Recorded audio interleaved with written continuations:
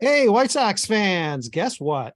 Soxivus season continues. We are officially in our second week of celebration, officially, or unofficially, maybe third week, because we did have a sort of a pre-Soxivus manager chat. And guess what?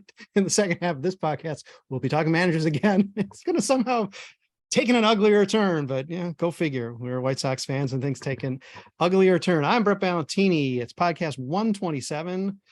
Soxivus Fest, I think we're dubbing this, because last year our Feats of Strength involved picking a manager who could defeat, kill gladiator style. I don't recall. I'm just fuzzy on the whole concept. That's why Father Soxivus is here. Feats of Strength was basically overthrowing Tony La Russa's manager. Tony's, and here we are. Yeah, so full circle a year later. I guess this is a Groundhog Day that will never go away. But this year we decided, again, Father Soxivus' behest. We knew we were going to do Feats of Strength anyway. His specific channeling of Feats of Strength this time around is going to be programming SoxFest, because guess what? SoxFest isn't here for now a third straight year, even though the Cubs crossed town a week earlier. Oh, they're going ahead with theirs. Yeah, they're so fan friendly. Great ownership there. They're going ahead. White Sox aren't. So Soxivus Fest is on, and we will talk about that. Right after top of all of this, we're going to have a little bit of SoxFest reaction in general. Obviously, the White Sox did cancel SoxFest, citing as Joe Resis mocked last week, several reasons, I think all of which can be connected to Rick Hahn just simply being afeared. Oh, God bless you, Rick Hahn. But it's not happening. Okay, we are going to get to what we are programming, and it's not all tongue-in-cheek. Oh, there's some tongue-in-cheek, but the Soxivus Fest crew now here officially will be Allie Wesel, aka no longer green, but still just a little bit witchy. Melissa Sage-Bollenbach in Jerry Manuel's clothing. Jordan Haas opting out of costuming, which is certainly well within anyone's rights. Forgot. Because and let's face it, this is a nightmare enough. Be it on this podcast, topic wise and engaging with the host wise. Super Joseph Resis, representing Indianapolis, which he will claim is not its own horror show, and I believe him. Indianapolis is a nice place. Almost moved there once. Joe, we've talked about that. Tommy Barbee, Father Soxivus. Oh, good Lord, he's back with us again. He's never going away. He thinks he's going to be able to just sort of fade, long credits roll, and then he's gone. Once we go back to normal programming, oh no, he's going to be harassed. Father Soxivus, you keep just programming this thing. Thanks for being here. And absolutely. It's Malachi Hayes, who is joining us as well. I believe still from far, far away, which again is, much appreciated, and thoughts on Soxivus Fest from him will be welcomed as well. But first of all, let's talk about SoxFest itself. We touched on it we sort of buried it to the bottom at the end of a very long podcast because we had a lot of other things to talk about. But let's air out a little bit of what this really means to fandom, because White Sox continue to basically tell fans, we don't care.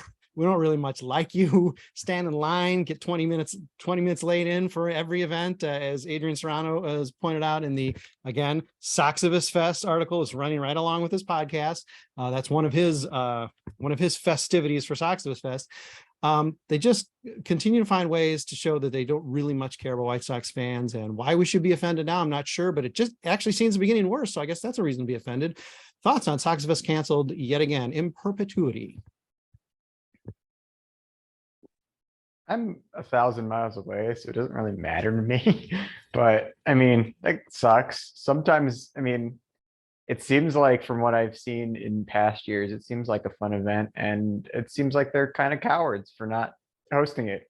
Unless there's some unless they had some really good reason for not hosting it, like the last 2 years where it's like, oh yeah, it's the COVID time, but now it's like, okay, whatever. You're hiding from us now, Rick Hahn, and whoever actually sets up all the SoxFest stuff. I think. Oh, sorry, Melissa, go ahead. No, that's okay. It's just, as a parent who has a teenage boy who is finally starting to get really interested in the game, and the game starting to do some things to kind of shorten the time span for people to watch games, to kind of get this newer generation to buy in. It just seems to me like makes no sense at all, because that kind of atmosphere of family and fun activities and things is perfect to get a younger generation involved. And so it's like the Sox are just trying to do anything that they purposely can to kill all avenues to get more people engaged. And so that's the part I feel frustrating as a parent. Yeah, it was a hamster grievance in just last week's piece. And that is, let's not overlook, it's easy for us from our fan perspective, our intelligent adult fan perspective, to say, oh, it's Rick Hahn, it's that they don't want to face the music, it's they want to go through, Steve Stone doesn't want to face somebody, whatever. This event is about kids, young fans, and it's also about adult fans who don't think like we do. And there are a lot of them who just love the team. We can make fun of them, they're meatballs, but they also just love the team. And despite the fact that maybe they're upset at an 81 season, they love their team. They're going to be there. They want, merchandise, they want autographs. And okay, that's a weird denominator to be going after, but it really isn't. This is what this is all about. So it's a great point, Melissa, that, as much as we can say, oh, well, Rick Hahn is scared, it's sort of really not about that seminar where he's going to get a couple tough questions that he can ignore anyway. He ignores them from the beat writers in the media. I'm pretty sure he can ignore it from fans. Allie, I hopped in on you there, so please take it away. Your thoughts. Yeah, I think it just loops back to a common theme that we have been coming back to a lot on this podcast, is just the front office is choosing not to take accountability for their actions. And I think ignoring fans is one of the ways that they're just choosing not to do that. And by doing so is just disrespectful to the fans, because to me, it tells me that you don't hold fans and our opinions in high regard. And I'm not saying that our all of our opinions are always right, but I do think fans and fan experience and our opinions on the team are important things to take into account when you are a front office and you are creating a baseball team and a fan experience at a ballpark for 81 home games.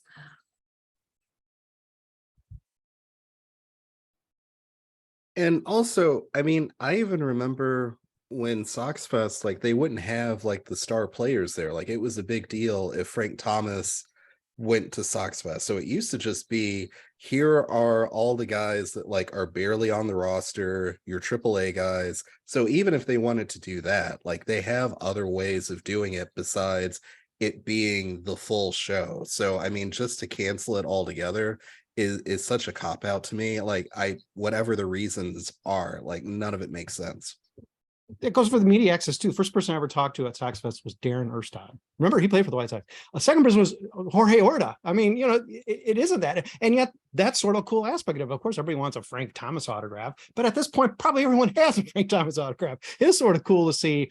Okay, let's see let's do the division really quickly. Which anniversary of the 2005 team is. Okay, there's gonna be a couple guys from there. Sometimes they do a whole theme of it, but good point, Tommy. I mean, it isn't about Rick Hahn. It isn't about Tony La Russa. It's not necessarily about Luis Robert. It is a lot wider than that. We've made it very wide, so stay tuned, keep listening. But it's just, how about maybe any further discussion?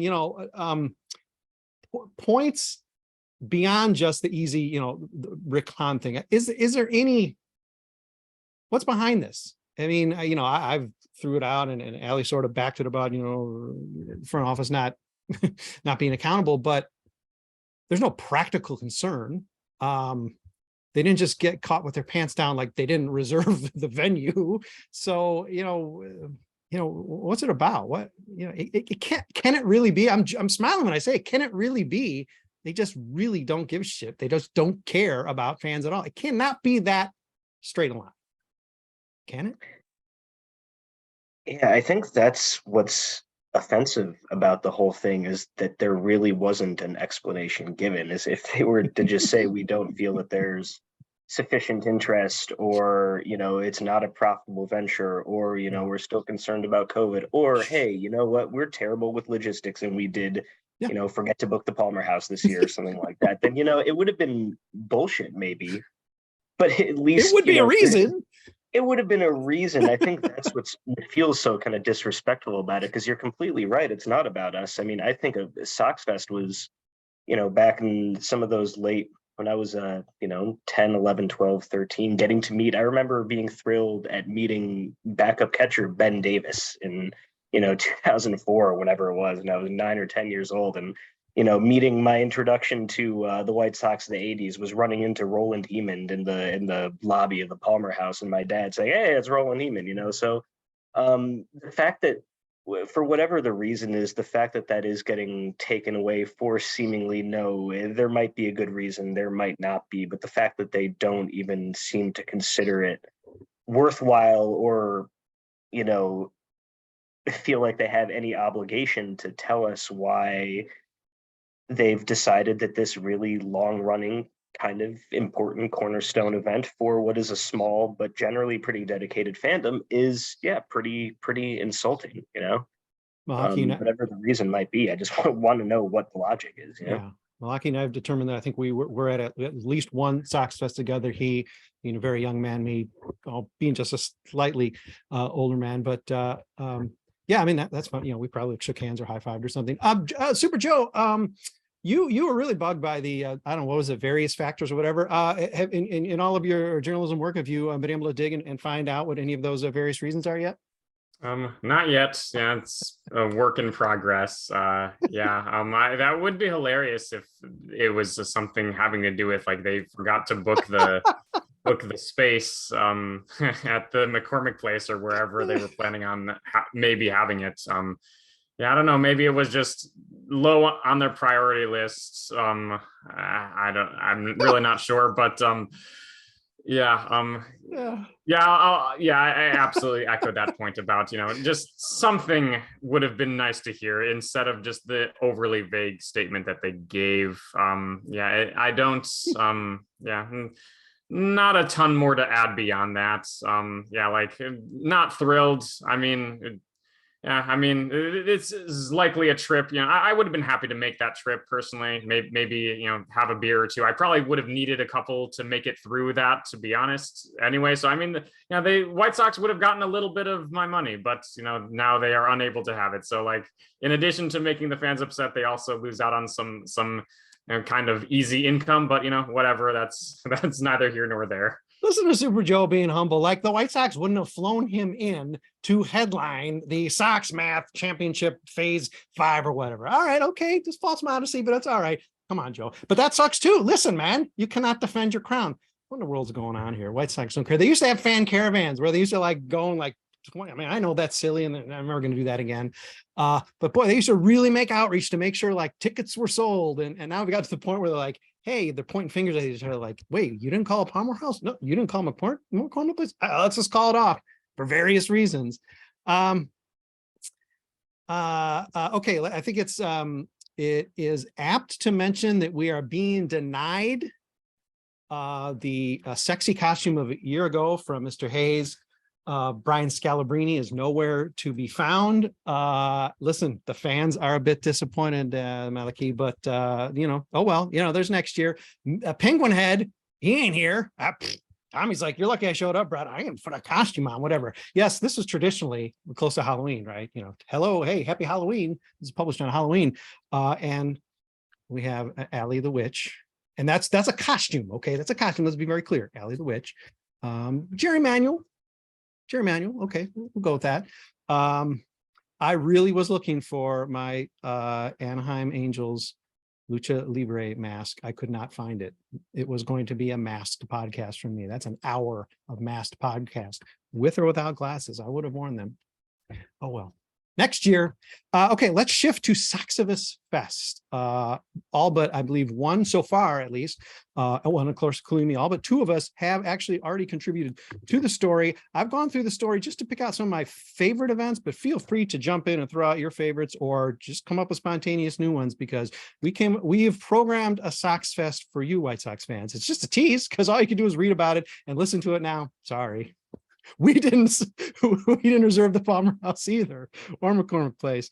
But I'm going to go and order the story here. And several people came up with the advanced the Herb Lawrence idea of some sort of sprinting contest.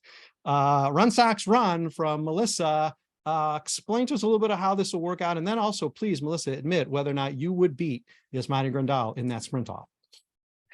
Yeah, I would not be able to beat anybody in a sprint off. I will admit that straight out.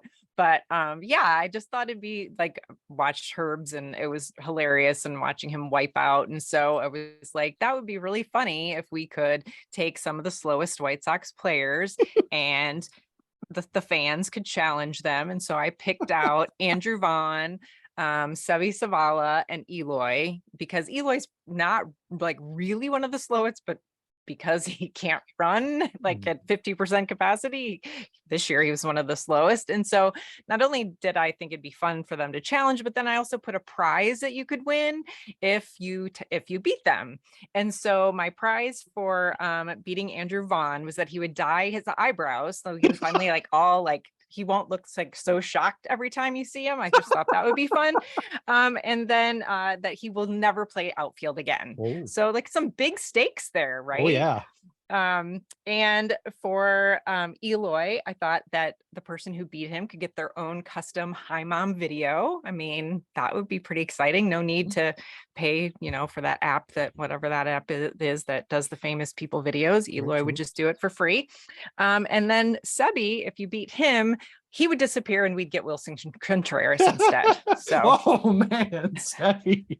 Shh, don't listen. I'm going to edit that out for the set for Sevi's copy. Okay. Show of hands. I'm going to raise mine right now. It's brassy. It's very Herb Lawrence-y, but I think I can beat Yasmani Grandal in this sprint off. Anyone else think they can beat Yasmani Grandal? Oh, okay. I like this. I think if I stretched, I could. Okay. This is good enough. Okay. So let's say it's safe to say one of us on this podcast at the very least. And then, not to, not to bogart your idea and several others here idea of the sprint off, but you could even have for the older fans or the fans who just admit, hey, listen, I'm not, I don't want to embarrass myself. I don't want to fall down like Herb. Old timers category. Oh, goodness gracious. Paul Konerko, he's ready to be named manager. That's one where I think a lot of us could win. Adam Dunn. Jim Tomey. They're going to play the old commercials of Paul Konerko in the background during the competition. The ones where they were like, I don't run, I walk the bases. That's right. Oh, well, I guess you can get away with that. Okay, moving down the line, I think is the no, I guess he's not here. I think this was Adrian's. I'll mention it. The Ken Williams meet and greet.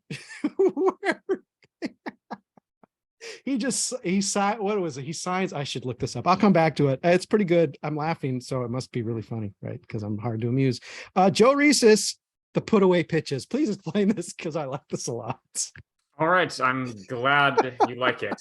So obviously the White Sox have had some issues finishing off batters when they were ahead in the count, specifically at 1-2 counts this past year.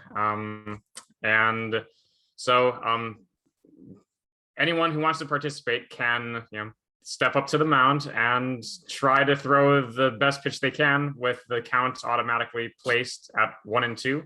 And so, I mean, the bar is kind of low for this one. Most people will end up being a winner. I mean, pretty much as long as you don't intentionally walk the batter, you pretty much win the game. So, yeah, I mean, I think this will be a popular one. It'll be like a participation trophy. I'll let you get like a t-shirt for having won. Yeah, that's nice. I like it. Yes. Okay. So hold on. Let me grab it here. Yes. From Adrian, it is the Ken Williams meet and greet, where you get to meet the architect of the World Series champions in the flesh. Small fee. Let's face it. That's the White Sox. What can they charge you? Oh, I guess they can charge you a lot. Prices keep going up. Product keeps going down. But he will sign stay out of White Sox business on any article, clothing, photo, card, whatever. Stay out of White Sox business. Perfect. And he'll do it with a smile. He's a happier guy these days. He'll do it with a smile. But thank you, Adrian. Adrian had some really good stuff for the story as well. A couple really stood out for me from Tommy, not playing favorites here, but it's just the goofiest stuff imaginable. Manager draft. Tommy, Barbee, explain to me what the manager draft is going to be, because I like it. And it may just be a good way to get all these terrible candidates out of the way in one season. So, not to give away the second half where we get into the managerial search, but I'm tired of the retread of White Sox internal candidates. So I was like, let's get rid of all of them now and have a manager draft where we'll just have a list of all the ambassadors that, Jim Thome, Ozzy, Scott Pitsetnik, Paulie, whoever, have a draft. And that's SoxFest, is that everybody gets to pick. And for each month, that person gets to manage the White Sox. And then we can get all this stuff out of the way now. And we don't have to worry about, which White Sox retread is going to manage the White Sox next year or for the next 10 years. We can get it all out of our systems now, and everyone can go home happy. We can't really call it the College of Coaches because the White Sox are just too dumb for that. It's Plus, it's got cover stink on it. But it's let's just get them out of the way. And okay, Tommy, is it possible if one actually does what? I mean, could the guy stick? I mean, is that a possibility, or they just got to get flushed through? I think it's good to have a steady rotation, but Okay. maybe that's someone that Rick Hahn can be like, oh, maybe this will work. I will have to see. If they send Scotty Pods packing, he can always say, hey, you know what? My career record of 19-8 as White Sox manager is like better than anyone in history. He'll always have that. He can get his jersey retired then. There you go. Well, he's already on the list. Okay, Tommy Barbee, also need to know about Drake LaRoche Inspiration Station. I just like the idea of making Adam Eaton cry. Tell me a little bit about the Inspiration Station. Some anniversary is coming up. I was feeling very nostalgic, obviously, when I wrote this. And I think that in addition to the fan-friendly nature of it, it's also an opportunity to develop future leaders. And when I think of future leaders, I think of Drake LaRoche. So I think here's an opportunity for all the fans out there. They can put their kids up on the stage, and Adam Eaton is sitting in a chair, and you get 5 minutes to inspire Adam Eaton to the point of crying. And if he cries, he sheds a single tear, you get an autographed bat and autographed scissors from Chris Sale. That's it. Or a knife. There's some debate. Or a knife. They could be. Not even a knife. So, maybe it's your choice. I was trying to be kid friendly, but you can get a knife. All right. That's Safety fine. scissors, autograph the safety scissors. If you can spell your name, Chris. Okay. Moving on. Jordan, seriously, now, please, for those not watching, or even if they are watching, you can't even possibly encapsulate what this is visually. But if you're not watching or listening, read. All right, please give us a sensory experience of entering Rick Hahn's Mild Ride. So you open the door and you walk into a room and there's nothing in it. It's a nostalgia trip of Rick Hahn's greatest moments.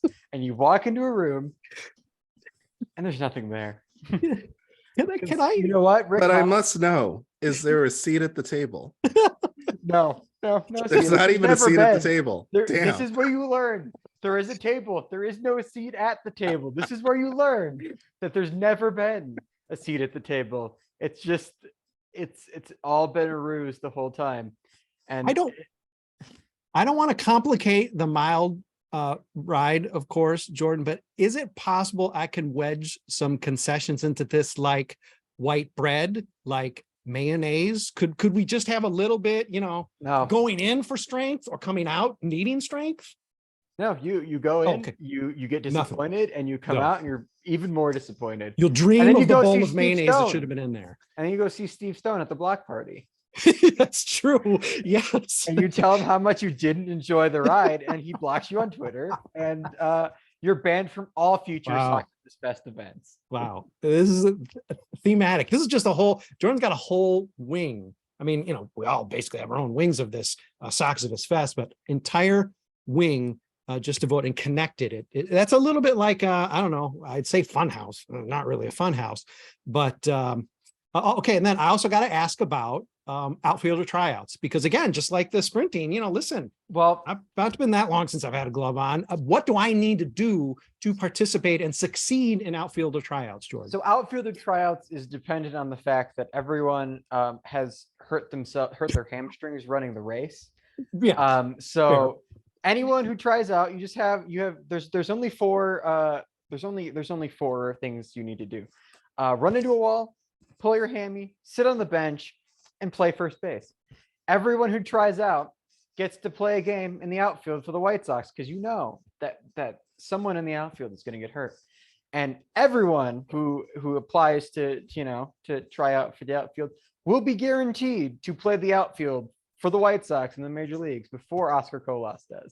I like that's a good wrinkle. Like that's not going to happen anyway. That's a nice wrinkle. That's a good caveat. Allie, I need to know about your idea for the negotiation seminar. And I also need a little bit of clarification. Rick Hahn is not leading this seminar. Is someone else, or is this more like a group therapy thing where we're all sort of helping Rick out to maybe be bolder to really get that seat at the table? How are you envisioning what this seminar is going to be? Yeah, so I'm envisioning this kind of like an intervention session. Rick Hahn thinks he's leading this session, but actually he's taking a seat at a table. And so, we'll have like a really great life coach, pep talk person that is just going to teach us about really great negotiating tactics, because the goal is we're never going to just try again. We're only going to do the thing. And so I really want everyone to focus on, learning these really great lessons of negotiating and really seeing the benefit of both sides. You got to give a little to get a little back. I think it would be a great, and, I think fans could take that to their real lives as well. So I think it could be mutually beneficial. All right. This is going to get awkward. So let's anticipate how this is going to play out, Allie.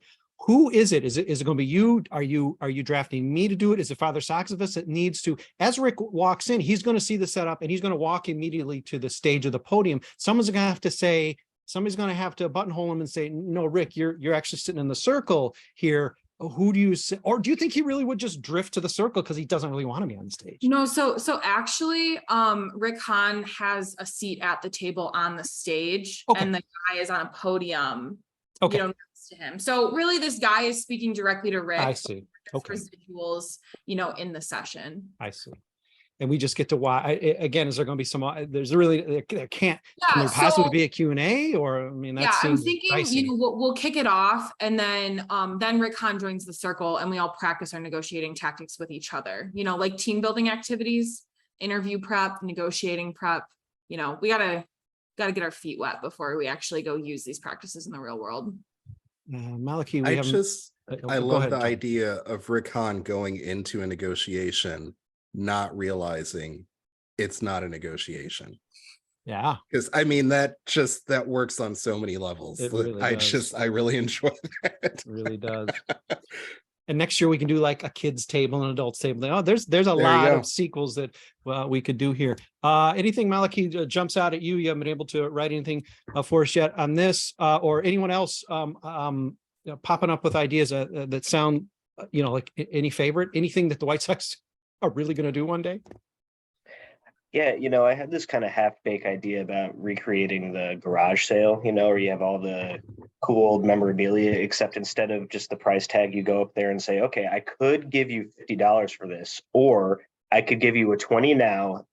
And if this jersey is still intact in 5 years, and if I wear it to the bar and make a lot of cool friends when I'm wearing it, I'll give you an extra $5 every 6 months for the next 6 years. How's that sound? That's I like this idea.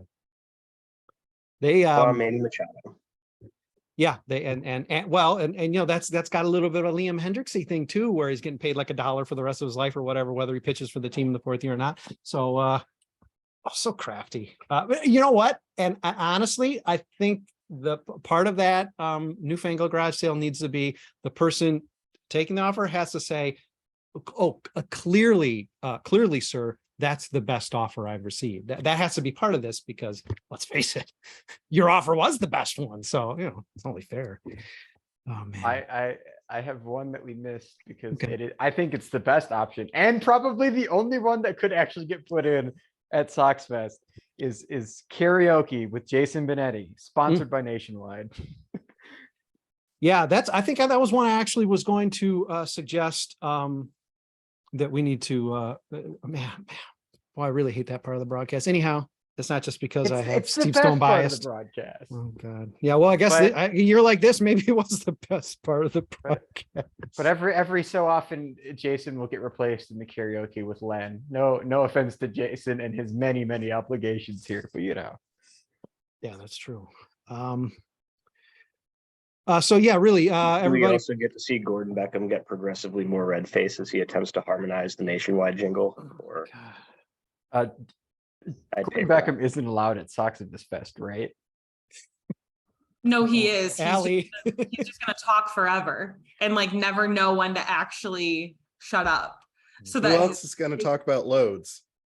Yeah, We could have a hair care seminar. fair enough. Talk about hunting a wild boar on his property. I know that one too. All right. Any other things we may have missed? I know we covered some. Not everything's covered, so please also read you've already read the article. Come on, you listen to the podcast while you're reading the article. You're probably rereading the article as you're still listening to the podcast because this podcast might never end. Any other thoughts before we take a break and talk managers? bring back SoxFest.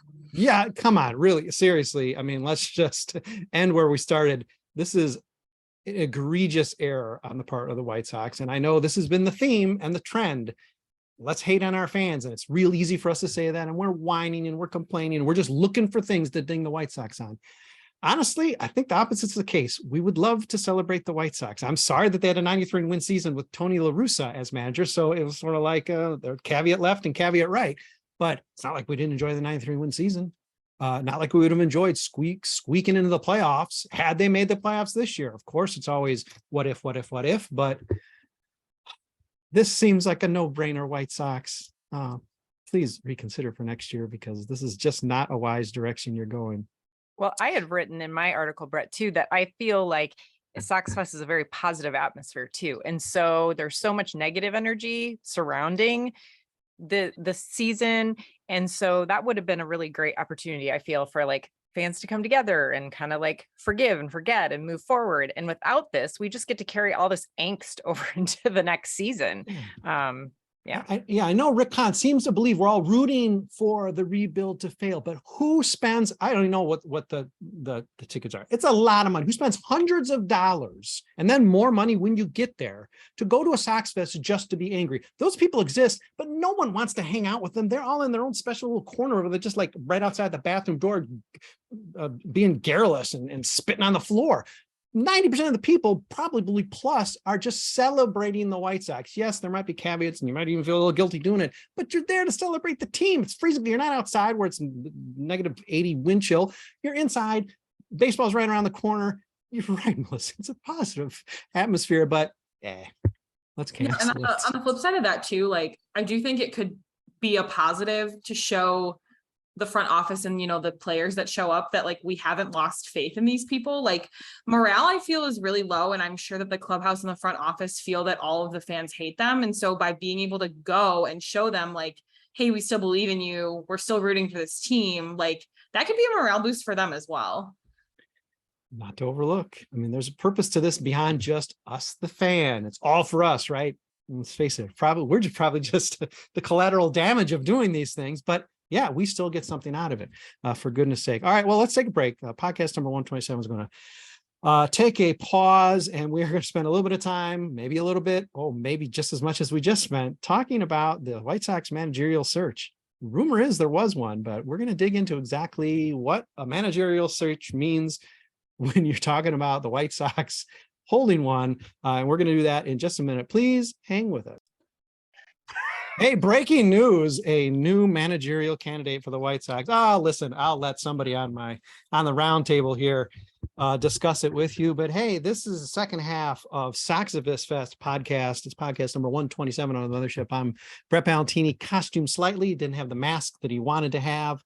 But hey, why is he talking about himself in third person? Simmer down, host. Also slightly costumed, Melissa Sage-Bollenbach, completely costumed, though not green, Allie Wesel, easily duped when it comes to managerial candidates and the rest. and the rest. Tommy Barbee not penguining this year, but that's all right. There's still time. We got more Soxivus events to come, even if Halloween is going to be in the rear view mirror as of later tonight. Okay, well, as promised, the anchor leg of this podcast is going to be, hey, why not? Let's talk about manager candidates for the Chicago White Sox. Goodness gracious, it does seem like this team is marching right off the gangplank toward embracing Ozzie Guillen for a second time. And there are other candidates. The one that fans, I think, would be most interested in having as the White Sox manager, Joe Espada, apparently is not a candidate. We don't really know if that's just because he's still involved in the World Series or he's just waiting to get the call from Houston when Dusty Baker retires after the Houston Astros win the World Series. Wink, wink. Which actually, hold on, breaking news might not happen. But anyway, I guess he's not a candidate. And Matt Quatraro, the sort of Espada equivalent, I think you could argue that they're similar types of candidates, is now signed on with the Kansas City Royals. Yes, indeed, White Sox fans, Southside Sox listeners, readers, and viewers. The Kansas City Royals have beat the White Sox in a managerial hire, unless they wanted Ozzie all along. So let me just kick it to the field. What are we going to do with this? Melissa Sage-Bollenbach, she wrote our story yesterday, getting us up to task on where the manager thing is. I think Allie maybe did our first one. I don't know, somebody did. Christina, Allie maybe did. It's just again a depressing, it's a death march. So please have someone please make me stop talking about the managers and rescue me about giving me some hope. Be garrulous, whatever. Or talk to me about D's Nuts, the new candidate. At this point, it seems like the managerial search is so. I mean, we may have been searching for a manager. We may have just been searching for an excuse to hire somebody that we've had before, is what it feels like a little bit. Like, I mean, with La Russa, we thankfully, I mean, we didn't have a visible search, but now that they've said we've had, or someone said, I don't even know where the sources are at, that have said that we had 2 interviews with Ozzie. And, we didn't hear about anything about anyone else because they're not as big mouthed as Ozzie, like Brett has said previously. But it's not deflating. It's just like, it sucks because it's like, we want this team to be good. Is Ozzie going to make this team better than Tony La Russa? Probably, maybe a little bit. Probably not more than Cairo did, to be honest. And to be honest, I wouldn't be surprised if, for whatever reason, Cairo got the job either. Maybe the Ozzie thing is a play to distract us from the fact that, hey, we're just going to keep it the bench coach. Hiring the bench coach. We're just hiring the bench coach, or instead of someone else's bench coach. Which, I mean, to be honest, I don't really know. I'm baseball illiterate a little bit. I have no clue what the bench coaches do other than take over when the manager can't do it. So I'm just like, I mean, I don't want Joe Girardi or Joe Madden, and thankfully there's no like incentive there or anything about that. Don Mattingly might have been okay, but like it sucks to have a manager search after there was a manager search last time that was probably even less of a search. Yeah, you can make the excuse that at least this last time around, Jerry just put the hammer down and said, no, it's going to be Tony to call this thing off. It's silly. They're doing exactly the same thing, said the same stuff leading up to this, actually had the search. We know there's probably half dozen candidates have been interviewed, a couple twice. Oh my goodness. And yet still a product. It's actually sort of worse than this Tony product if it really does end up at Ozzie. Other thoughts, please? I am in a camp of like, if we were just going to hire Ozzie or we were just going to hire Miguel Cairo, the White Sox would have copped out and announced it on a day where there was a lot going on in the MLB, like Friday, game 1 of the World Series or something like that. Like Kansas City waited for a day off to announce their manager. So I do think I have a little bit of hope still that it's someone within the Phillies and the Houston organization, and they're just waiting for the World Series to finish. Because I think both of those hires, whether it's Miguel or it's Ozzy, like Rick Hahn would be a little embarrassed to make that announcement, and he would want to bury that as deep as he could so that it got overlooked. And there's been plenty of opportunity to do that in the last couple of weeks, and they haven't. So the White Sox burying news is just, that's part of their mission statement. Whether it involves Hahn having any capability of embarrassment is another thing entirely. But no, those are salient points there, Allie, for sure. More thoughts on this, whatever this is. I mean, I think the announcement just hasn't happened yet because they're still figuring out the rest of the coaching staff, because you have a lot of holdover, weird staffing folks that are from, recent Sox history, some a little bit that have been in different variations and positions. I think there's a lot that needs to get figured out there before they feel comfortable announcing everything. But so Tommy, let me interject. You're just saying, yeah, Joey Cora hasn't called him back yet. No, exactly. Okay, yeah. Right. Hey, boy, oh boy. Oh, it's so funny. But see, this is why I don't understand bringing Ozzy back. Like, it just feels, one, I think given the clusterfuck that is the White Sox organization, no one thinks that hiring a manager is going to suddenly make the White Sox competent again. But to go through this exercise now multiple times, not even 3 or 4 times, it's been more than that, and come to the same conclusions where it's like, you know what? I think this time around, Ozzy is going to make a difference because somehow it's going to click where it didn't click before. And it's not going to cause all the issues and turmoil within the front office. Like, it's ridiculous to think that that's even the case, because all along I really thought Rick Hahn only wanted a manager that was going to do the things that he wanted to do, and not have somebody like Tony La Russa say, no, screw you, I'm just going to talk to Jerry because he's going to do what I want to do. I don't see how Ozzy solves that problem.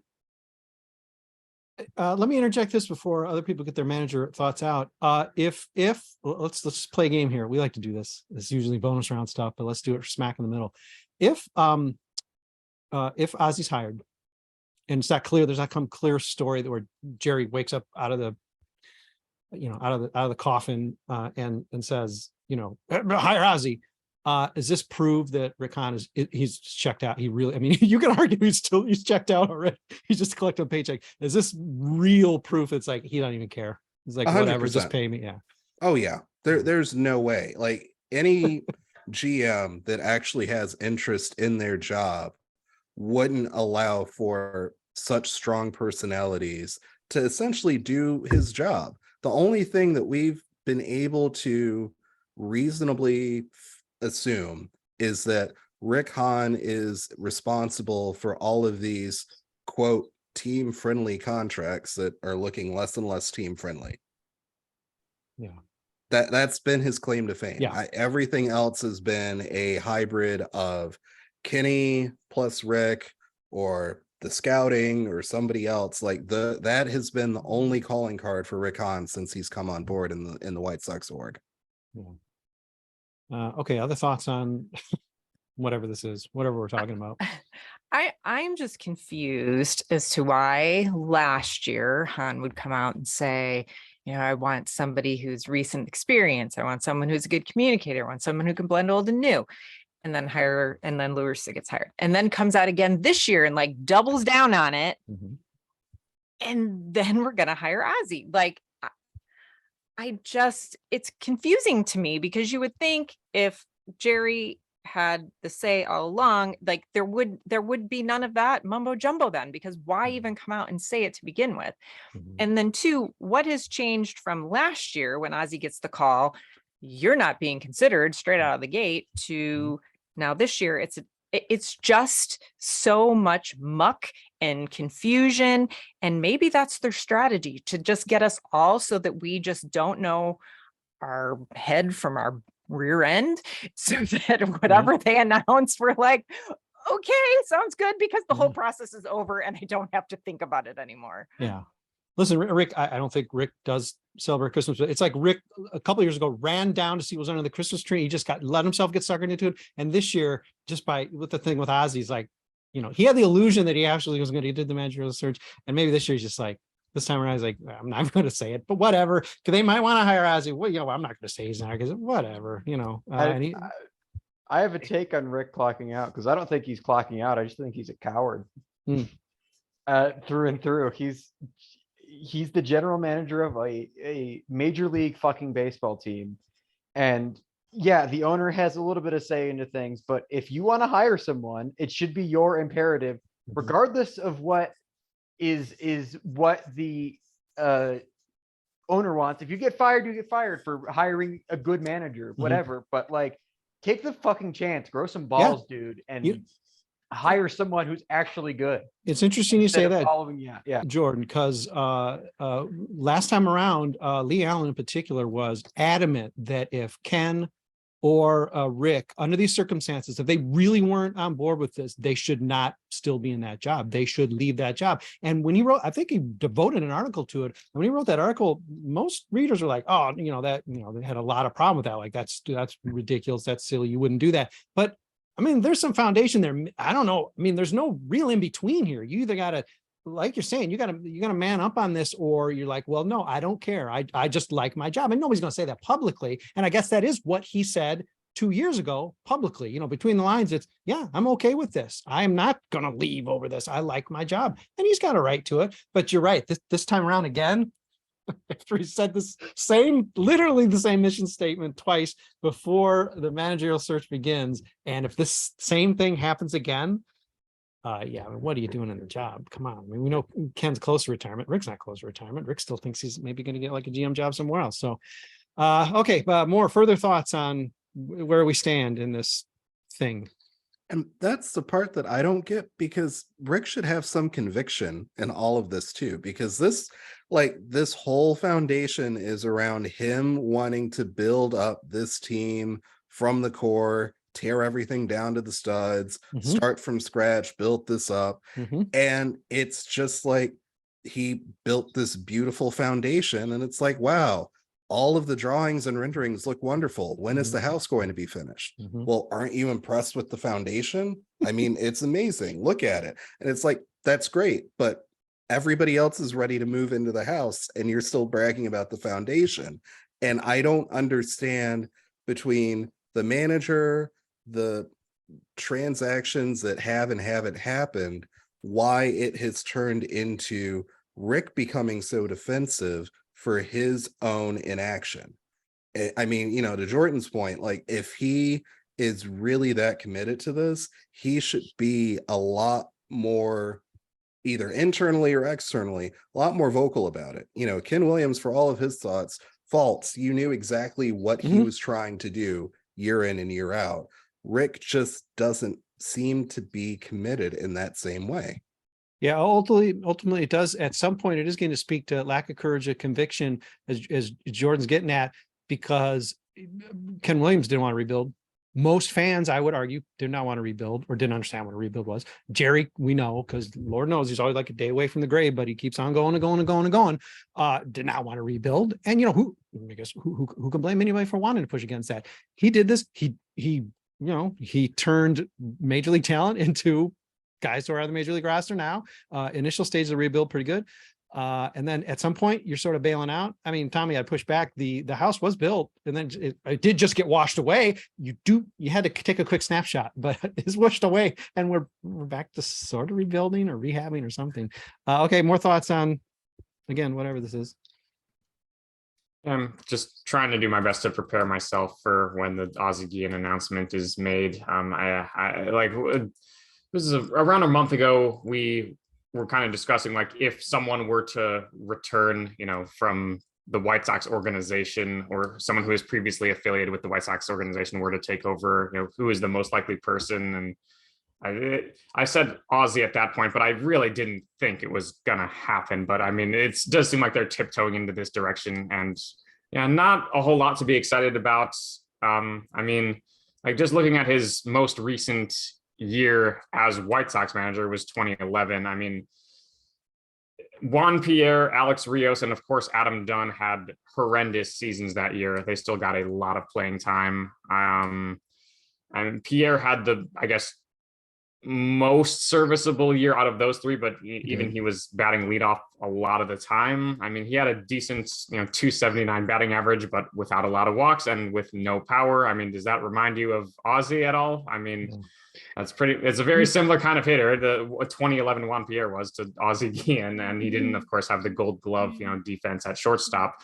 Ozzy was also, he got away with some tendencies that would fly back in the 2000s, but wouldn't really fly today. Like he would pretty consistently have intentional walk and sacrifice bunt rates that were well above league average almost every year that he was a manager of the White Sox.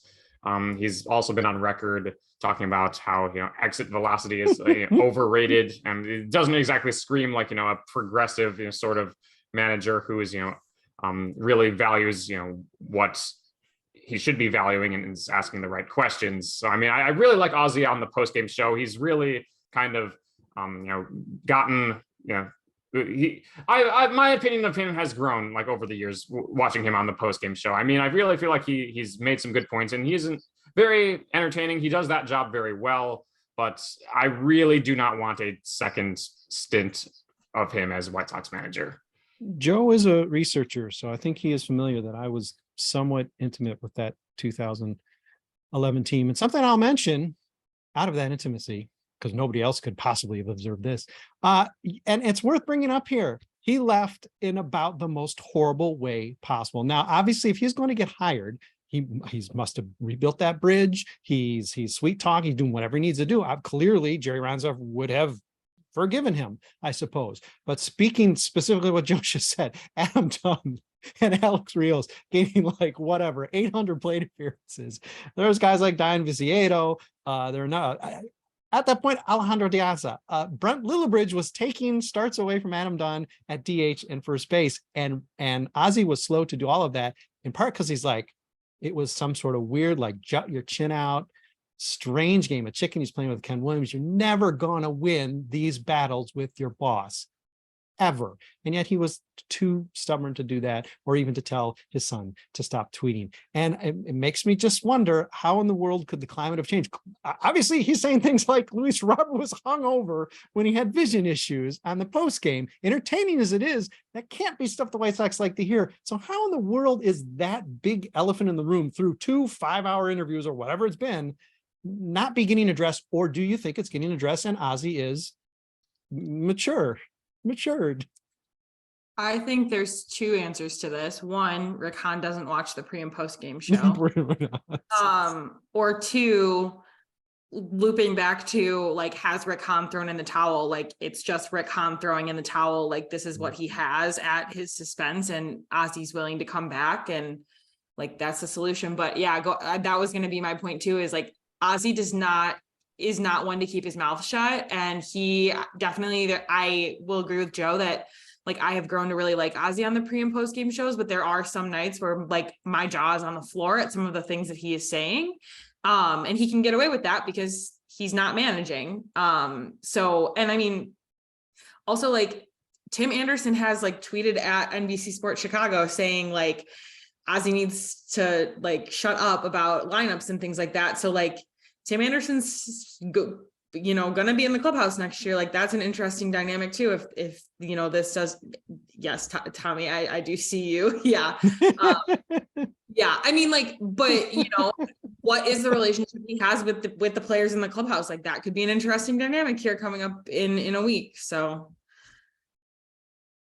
Don't forget his comments on Fidel Castro on a team with 4 Cuban players on it. And that would be an interesting dynamic, dependent on their the team's feelings on communism. But yeah, I think that stuff's easy to blow past. I mean, Ozzy just doesn't stop, and he says, not to excuse him at all, but he says a lot of things that are easily misinterpreted. And Tim Anderson can bunk with Tony La Russa. I'm pretty sure he's gonna be able to bunk with Ozzy, especially given that they played the same position. But yeah, it would be a challenge, I suppose it'd be a challenge. Malachi, what do you got? Come on. And I said something to this effect in the Slack earlier, and it's just the fact that we're even having this conversation is so fucking sad, man. I'm gonna echo what a lot of y'all have said, that he's great on the pre and post game show. I think he's entertaining as hell. I love watching him and listening to him, even if what he says is incredibly stupid a lot of the time. Largely because I suspect he treats them a lot of the same way that I treat these podcasts sometimes, but if you're catching my drift. But man, reframe this conversation a little bit. Like, Ozzie Guillen resigned 10 years ago, 11 years ago, has been working in the studio as a media member for 4 or 5 years. What other organization this side of like maybe the Colorado Rockies or some other semi-jokish franchise would even entertain having this kind of discussion, bringing him in for one interview, much less two? And let's even pretend that he's like a normal pre and post game show host, like your normal bland, suit and tie white dude who's going to be palatable to, people who get easily offended and stuff like that. But, it reminds me of the kind of thing where you look at, I think about hearing how Hawk Harrelson became GM in the 1980s, where he basically says, hey, I can do a better job here. Give me a shot. He says, okay, here's the reins. Terrible idea. You look at Wikipedia from 100 years ago, and Bill Veeck Sr. gets into, managing the Cubs or being an executive for the Cubs because he's a sports writer, and basically tells William Wrigley Sr., Jr., the fourth, whoever the hell it was, says, I think I can do this better. He says, okay, give it a shot. And you think to yourself, that's funny. How does that happen? Like, this is a multi-billion-dollar industry. There's no way they could just be that flippant with it and just kind of hand these jobs out because the guy wants to get up there and campaign for the job he blew 10 years ago. And yet here we are. It's just kind of pathetic, and it's hard. It's fun to entertain the conversation because all you can do is laugh at our own fandom at this point. But man, I spent a lot of time talking to Yankees fans, and I've been writing for Pinstripe Alley, the Yankees SB Nation site too lately, and it just blows my mind the things that we as a fan base have been conditioned to put up with.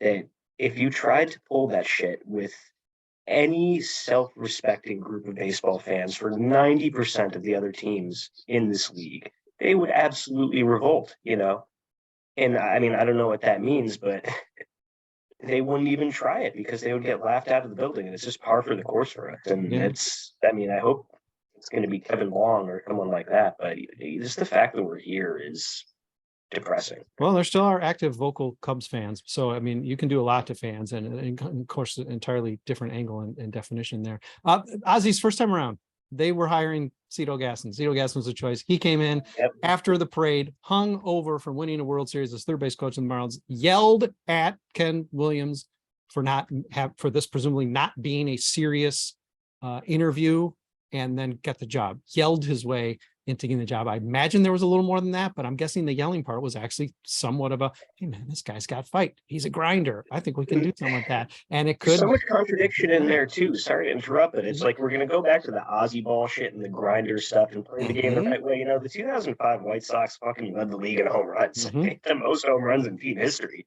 Ozzie ball is a lie. They were terrible. We've talked about this before. Every single year, it seemed like Ozzie would come in and say, we're going to be better at bunting this year. We're going to be better at the fundamentals. We're going to play better defense. And you know what? It never happened. I still have, visions of Alexi Ramirez, fouling back sacrifice bunts straight into the backstop 4 times in a row. That it's just, it's not going to work. It barely worked the first time. It's not going to work again. Yeah.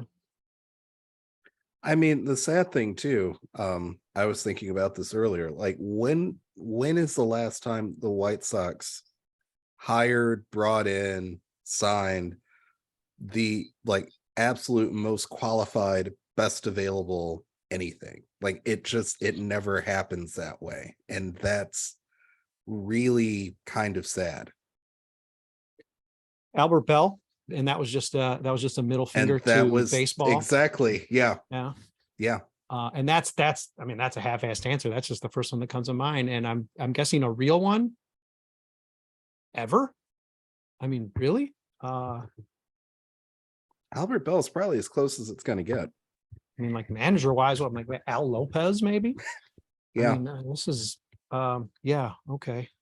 Are Yeah, these- no, we can't. I mean, that we can't even expect that level. We could average, I think we'd be like, oh my God, they conducted this in an average way, in the most milquetoast way possible, in the mild ride of Rakan's way possible. We would break our arms patting each other on the back for that one. We'd have a parade. Poor Rick. Oh, poor Rick. When he sticks his neck out, then even then people don't understand him. Poor Rick. All right. I'm sure we got more discussion going, but let's speed round it for a second, because why not? And I'm going to start in at least my upper left corner, and it's going to be Malachi. Is it going to happen? Are they going to hire Ozzie Guillen? I think it would have happened already if they were going to. So my gut says no. Okay. Thankfully. Oh my God, the hope. Oh, hope. His tiny fan heart still has hope. Melissa, is Ozzie Guillen going to be the next manager of the Chicago White Sox? I think he is. I just think he is. I don't know. I have this vibe going that that he's coming back, and I was when they announced Tony, nostalgic True. person. I did say I'm going to give him a chance, and so if it is, I will be that Sox fan. I mean, do we have a choice? We don't have a choice. I will be the fan who gives him another chance, but then I also hope we take a deep dive and look into what's going on in this clubhouse, in terms of the players and their drive to play, and some of the other issues that I think maybe is equally as important as a manager. Yeah, maybe a discussion point we come to after we do our speed round. But I mean, I would honestly think, and I'm just before this podcast, I think I was coming across as pretty pro Ozzie, and I wasn't trying to be, but I would think that would be one area that actually that'd be one thing Ozzie could do. I mean, he manufactures a lot of controversy, but in the end, I think he does a pretty good job, maybe without being too much Grandpa Renteria. And of course, not without being like Tony La Russa, who just hates them all and is just happy he has an office and not a locker. Super Joseph Resis. All right, it's 1-1 so far. Tony, next manager? I mean, sorry, God, horrifying flashback. Is Ozzie Guillen going to be the next manager? We've had the Tony. Hopefully not, but I would say yes. Okay, his uniform number as a player, 13. I mean, I'm just helping you with the Sox math prep and all that. Okay, you're gonna need the birth year. I don't even know, 61, I think. Okay, Allie Wesel, do you feel a Ozzie wave coming? Yeah, I mean, I said it earlier. I think they would have. I'm with Malachi. I think they would have already announced it and buried it in the news. So no, I personally, I'm still holding out hope that it will not be. I like Allie's faith that the White Sox know how to manage news. I mean, believe me, they know how to dump news. That's true, but boy, I hope this is right. I'm trust me, I know where I want to vote, but I'm not sure where I'm going to vote. Okay, I still have two more people. We're gonna ride it till something's official. Yeah, exactly. You might as long as you got oxygen, keep breathing, Allie. Jordan, all right. Mr. Ozzie Guillen going to be the next manager of the White Sox? If he does, which I'm like on the fence about it. I think I am the middle ground of like, okay, Allie is right. We might have heard about it by now, but we also didn't hear about Tony until 2 days after the World Series last time. So I'm a little skeptical there, but I'm also hopeful that it's someone who's in the World Series at least, maybe long or whatever. But if he does become manager, I promise, and I make this promise, I will become the most unhinged writer on this website, because I vehemently do not want to see that happen.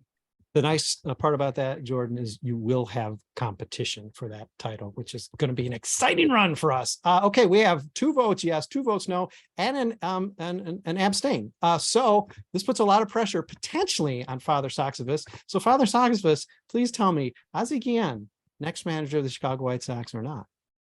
I'm going to say no, just because I can't make my brain process him being like, yeah, not only did you like burn the bridge, pour gasoline on it, and then bombed it, but that's okay. Let's let bygones be bygones. Like I can't make that. I wasn't as closely involved with the 2011 team, but I know enough to know enough, and I can't make my brain do that. I don't see it. Let's review for just a second. He announced he was becoming the manager of the Miami Marlins during a game he was managing for the Chicago White Sox.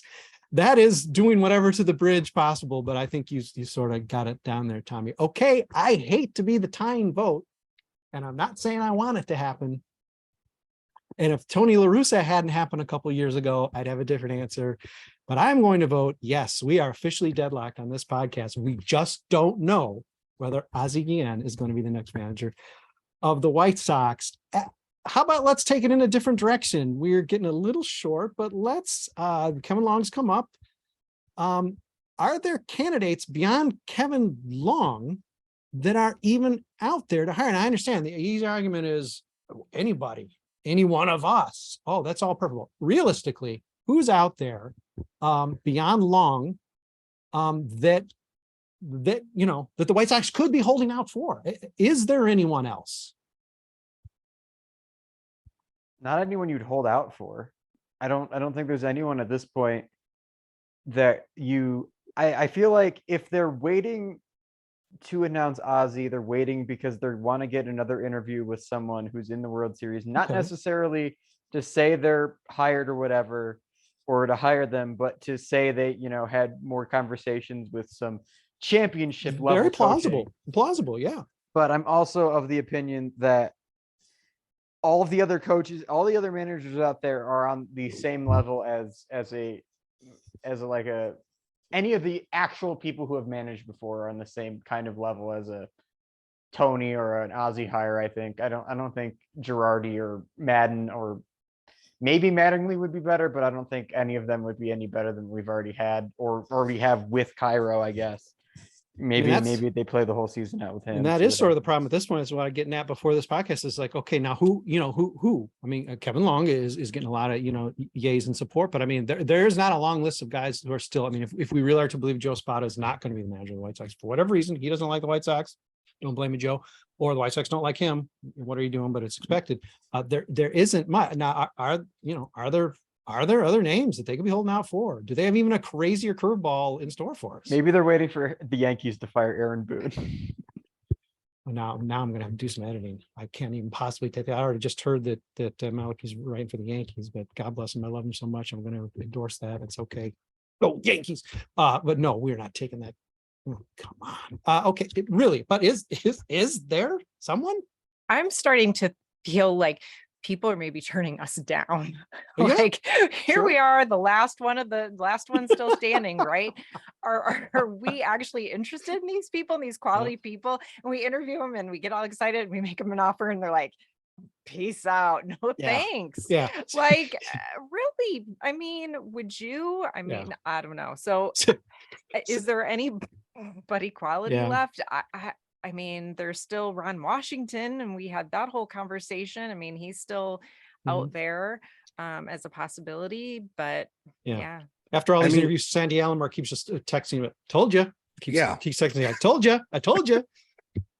I mean, really, all of the candidates are interviewing the White Sox as much as the White Sox are interviewing the candidates. So, I mean, that part isn't going well. That part isn't going well. It's not, because they sit there and it's probably Rick Hahn, Kenny Williams, and Jerry in a room with Ozzie calling in every 5 minutes. And I'm sure, all right, well, I don't want to manage this team, so thank you for wasting my time. They're taking fake phone calls from their wife. My wife's on the phone. Sorry, gotta go. Get back to imagine what like the bench coach interviews are going to be if Ozzie's a guy. Oh my God, to be a fly on the wall. All right, well, I guess to a person here, Kevin Long is preferable to Ozzie. Is that all pretty much the case? Just because he's an actual legit candidate? I guess I keep looping back to also like, no matter who we hire, it's not going to be the solution to the problems that this organization is facing. So like, we can talk till we're blue in the face about potential candidates, rehiring Ozzy, whatever, but like deep down, I know that there are systemic issues within this organization that like are not going to be a quick fix by just hiring a new manager. Yeah. And I mean, like Ozzy's at least colorful, offensive and all that stuff, but I mean, he's colorful as long as, I mean, as long as eventually the car is going to fly off of the roller coaster. Okay. I mean, this is a really exciting roller coaster, I guess. Final thoughts if I've cut too many of you off. We're trying to figure out what what's our next week, Father Soxivus. Next week is, I think we're getting into best and worst games, maybe. Yeah. There's a lot to choose from. We started with best games and then we went to worst games. Maybe in a 500 season, we got to flip that. Well, we're going to next Soxivus next week, tune in, same bat channel. It's going to be either best games of the year or worst games of the year, which is always entertaining. That means probably at least 10 of us are going to be picking those games. And right now I'm probably already getting messages claiming games. Yeah, so I don't know. What do you think? Listen, I'm going to let Father make the call here. We're going to go best games or worst games next week. Oh, we got to go worst games. Okay, worst Come games. on. All right, we're going to start. We're going to take the medicine first. And by that time, maybe the aftertaste of whoever the White Sox just hired as manager will have worn off, and we can try to look toward 2023 with a smile. It'll look good in comparison. Oh, yeah, right. Thanks to Malachi, Father Soxivus, of course, first and foremost, he's the shadow host of this thing. Jordan Haas, a witchy in character, definitely not a personality. Allie Wesel, Super Joseph Resis, boning up on Ozzy Gian trivia so that he can crush it at SoxFest, Soxmath Championship 2035, and Melissa Sage-Bollenbach representing Jerry Manuel Woof Woof, the one guy from White Sox past who had some success, who seemingly is not getting interviewed, although who's to say? Hey, bench coach. Thanks everybody for listening. Listen, you suffered through this with us. Happy Soxivus once again, and happy Soxivus Fest. Hope you enjoyed our play Sox Fest. White Sox, do Sox Fest next year. What is wrong with you? And we'll be back in a week. Worst games of the 2022 season. Oh, I promise it'll be a delight, and we'll probably go for an hour again. Thanks, everybody.